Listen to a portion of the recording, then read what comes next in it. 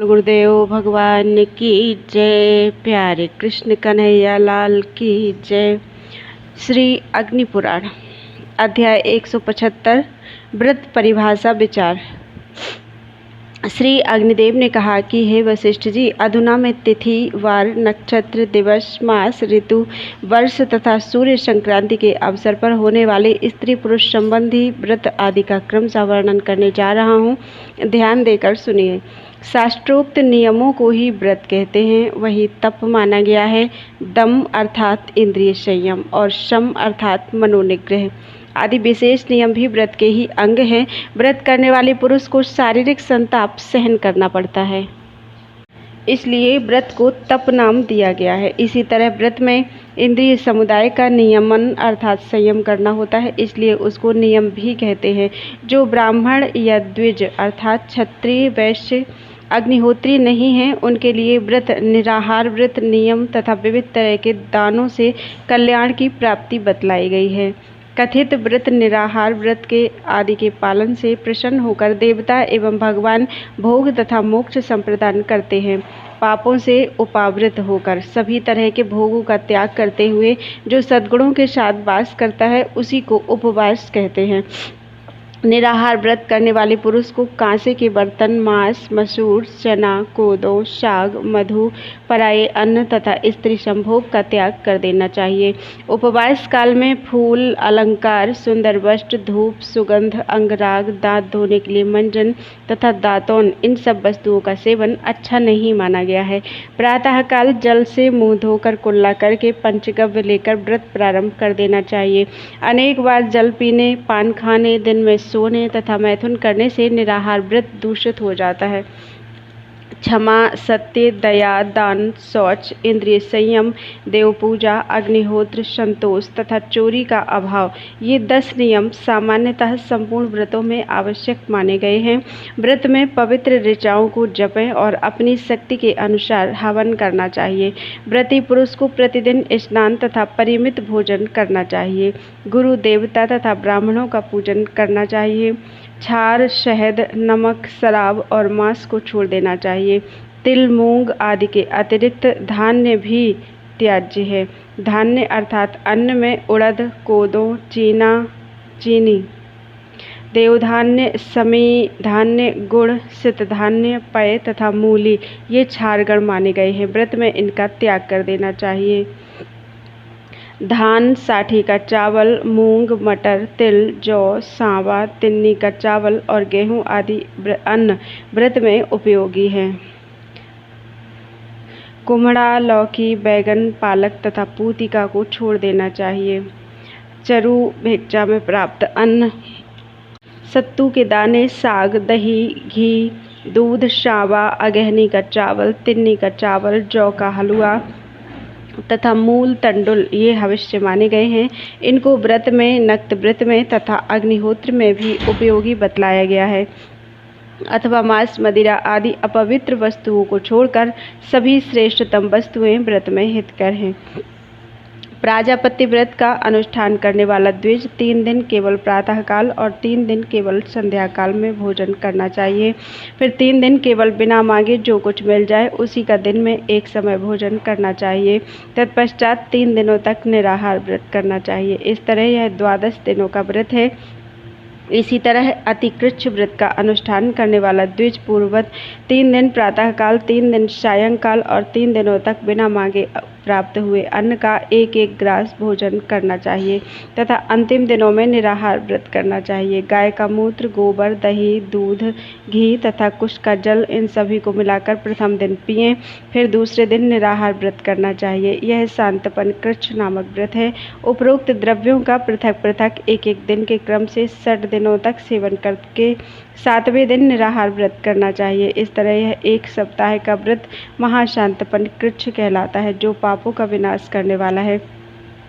लगातार 12 दिनों के निराहार व्रत के संपन्न होने वाले व्रत को पराग कहते हैं। यह सब पापों का विनाश करने वाला है। इससे तिगुने अर्थात 36 दिनों तक निराहार व्रत करने पर यही व्रत महापराग कहलाता है। पूर्णिमा का 15 ग्रास भोजन करके प्रतिदिन 1-1 ग्रास घटाता रहे। अमावस्या को निराहार व्रत करना चाहिए तथा प्रतिपदा को 1 ग्राम भोजन प्रारंभ करके नित्य 1-1 ग्रास बढ़ाता रहे। इसको चांद्रायण कहते हैं। इसके विपरीत क्रम से भी यह व्रत किया जाता है। जिस प्रकार शुक्ल प्रतिपदा को 1 ग्राम भोजन करना चाहिए, फिर 1-1 ग्रास बढ़ाते हुए पूर्णिमा को 15 ग्राम भोजन करना चाहिए। तत्पश्चात कृष्ण प्रतिपदा से 1-1 ग्राम घटाकर अमावस्या को निराहार व्रत करना चाहिए। कपिला गाय का मूत्र, 1 पल गोबर, अंगीठे के आधे हिस्से के बराबर दूध, 7 पल दही 2 पल, घी 1 पल तथा कुश का जल 1 पल एक में मिला देना चाहिए। इनका मिश्रण करते समय गायत्री मंत्र से गोमूत्र डालना चाहिए। गंध द्वाराम दुराधर्षाम इस मंत्र से गोबर मिलाएं। अप्यायस्व इस मंत्र से दूध डालना चाहिए। दधि क्रावड़ो इस मंत्र से दही मिलाएं। तेजोषि शुक्र सस्य अमृतमसी इस मंत्र से घी डालें तथा देवस्य इस मंत्र से कुशोदक मिलाएं। इस तरह जो वस्तु तैयार होती है उसका नाम ब्रह्मकूर्च है। ब्रह्मकूर्च तैयार होने पर दिन भर भूखा रहकर सायंकाल में अघमर्षण मंत्र अथवा प्रणव के साथ आपो ही ठा इत्यादि ऋचाओं का जाप करके उसको पी डालना चाहिए। ऐसा करने वाला सब पापों से मुक्त होकर विष्णु लोक में जाता है।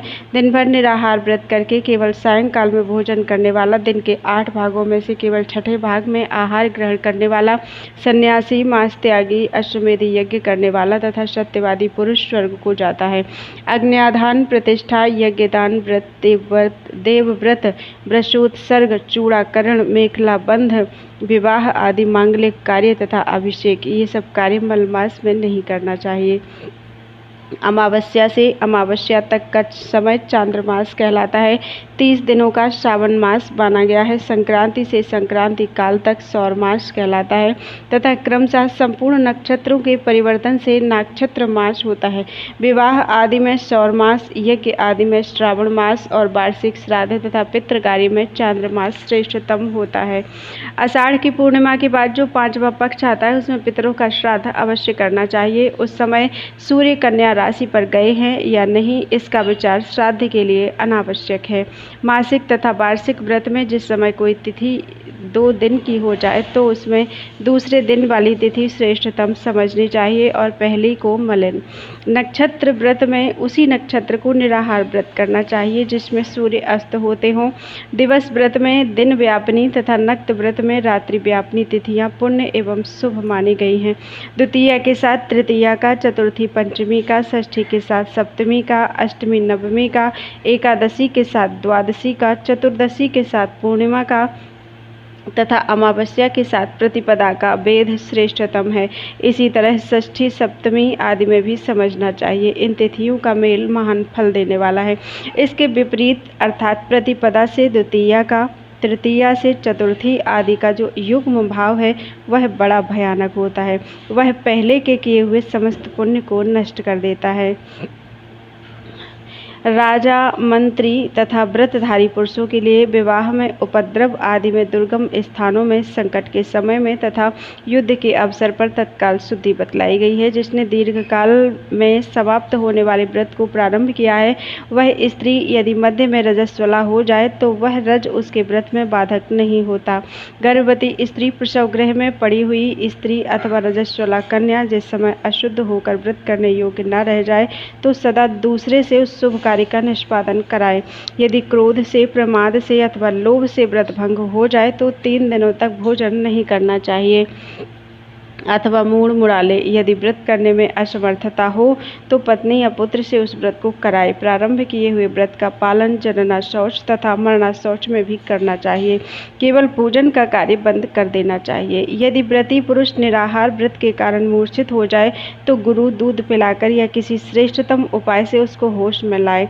जल, फल, मूल, दूध, हविष्य, ब्राह्मण की इच्छा पूर्ति, गुरु का वचन तथा औषधि ये 8 व्रत के नाशक नहीं हैं। व्रती मनुष्य व्रत के स्वामी देवता से इस तरह याचना करनी चाहिए। व्रतपते, मैं कीर्ति, संतान, विद्या आदि, सौभाग्य, आरोग्य, अभिवृद्धि, निर्मलता तथा भोग एवं मोक्ष के लिए इस व्रत का अनुष्ठान करने जा रहा हूँ। यह श्रेष्ठ व्रत मैंने आपके समक्ष ग्रहण किया है। हे जगतपते, आपके प्रसाद से इसमें निर्विघ्न सिद्धि प्राप्त हो।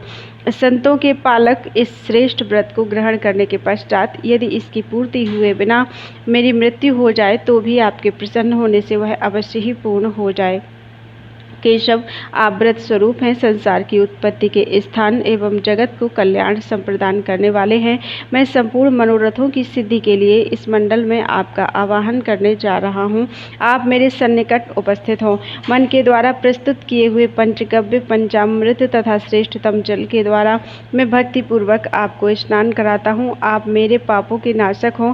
अर्घ्यपते, गंध, पुष्प और जल से युक्त श्रेष्ठतम अर्घ्य एवं पाद्य ग्रहण कीजिए, आचमन कीजिए तथा मुझको सदा अर्घ सम्मान पाने के योग्य बनाइए। हे वस्त्रपते, व्रतों के स्वामी, यह पवित्र वस्त्र ग्रहण कीजिए और मुझको सदा सुंदर वस्त्र एवं आभूषणों आदि से आच्छादित किए रहिए। गंध स्वरूप परमात्मन, यह परम निर्मल श्रेष्ठतम सुगंध से हीन और पुण्य की सुगंध से युक्त कीजिए। भगवान, यह पुष्प लीजिए और मुझको सदा फल फूल आदि से परिपूर्ण बनाइए। यह फूल की निर्मल सुगंध आयु तथा आरोग्य की वृद्धि करने वाली हो। संतों के स्वामी, गुग्गुल और घी मिलाए हुए इस दशांश धूप को ग्रहण कीजिए। धूप द्वारा पूजित परमेश्वर, आप मुझको श्रेष्ठतम धूप की सुगंध से संपन्न कीजिए। हे दीप स्वरूप देव, सभी को प्रकाशित करने वाले इस प्रकाशपूर्ण दीप को, जिसकी शिखा ऊपर की तरफ उठ रही है, ग्रहण कीजिए और मुझको प्रकाश युक्त एवं ऊर्ध्वगति अर्थात उन्नतिशील एवं ऊपर के लोकों में जाने वाला बनाइए। हे अन्न आदि श्रेष्ठतम वस्तुओं के अधीश्वर, इस अन्न आदि नैवेद्य को ग्रहण कीजिए और मुझको ऐसा बनाइए जिससे मैं अन्न आदि वैभव से संपन्न अन्नदाता एवं सर्वस्व दान करने वाला हो सकूं। हे प्रभु, व्रत के द्वारा आराध्य देव, मैंने मंत्र, विधि तथा भक्ति के बिना ही जो आपका पूजन किया है वह आपकी कृपा से परिपूर्ण सफल हो जाए। आप मुझको धर्म, धन, सौभाग्य, गुण, संतति, कीर्ति, विद्या, आयु, स्वर्ग एवं मोक्ष प्रदान करें। व्रतपते प्रभु, आप इस समय मेरे द्वारा की हुई इस पूजा को स्वीकार करके पुनः यहाँ पधारने और वरदान देने के लिए अपने स्थान को जाए। सभी तरह के व्रतों में व्रतधारी पुरुष को उचित है कि वह स्नान करके व्रत संबंधी देवता की स्वर्णमयी प्रतिमा का यथाशक्ति पूजन करना चाहिए तथा रात को भूमि पर सोए। व्रत के अंत में जप, हवन और दान सामान्य कर्तव्य हैं। साथ ही अपनी शक्ति के अनुसार 24, 12, 5, 3 अथवा 1 ब्राह्मण की एवं गुरुजन की पूजा करके उनको भोजन कराएं और यथाशक्ति सभी को पृथक पृथक गौ, स्वर्ण आदि खड़ाऊ, जूता, जलपात्र, अन्नपात्र, मृत्तिका, छत्र, आसन, सैया, 2 वस्त्र और कलश आदि वस्तुएं दक्षिणा में देना चाहिए। इस तरह यहाँ व्रत की परिभाषा बतलाई गई। इस प्रकार महापुराणों में श्रेष्ठ श्री विष्णु वामपाद स्वरूप कृष्ण द्वैपायन भगवान व्यासकृत अग्नि महापुराण अंतर्गत आगत विषयों का विवेचन संबंधी 175वां अध्याय पूरा हुआ। बोलो वृंदावन बिहारी लाल की जय। अध्याय 176 प्रतिपदा तिथि विचार, व्रत विचार। प्रतिपदा तिथि व्रत विचार।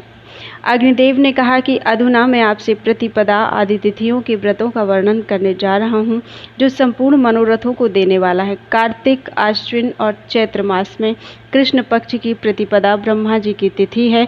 पूर्णिमा को निराहार व्रत करके प्रतिपदा को ब्रह्मा जी का पूजन करना चाहिए। पूजा ओम तत्सद ब्रह्मणे नमः इस मंत्र से अथवा गायत्री मंत्र से करना चाहिए। यह व्रत 1 वर्ष तक करना चाहिए। ब्रह्मा जी के स्वर्णमय विग्रह का पूजन करना चाहिए जिसके दाहिने हाथों में स्फटिकाक्ष की माला और श्रवाहों तथा बाएं हाथ में श्रुक एवं कमंडल हों।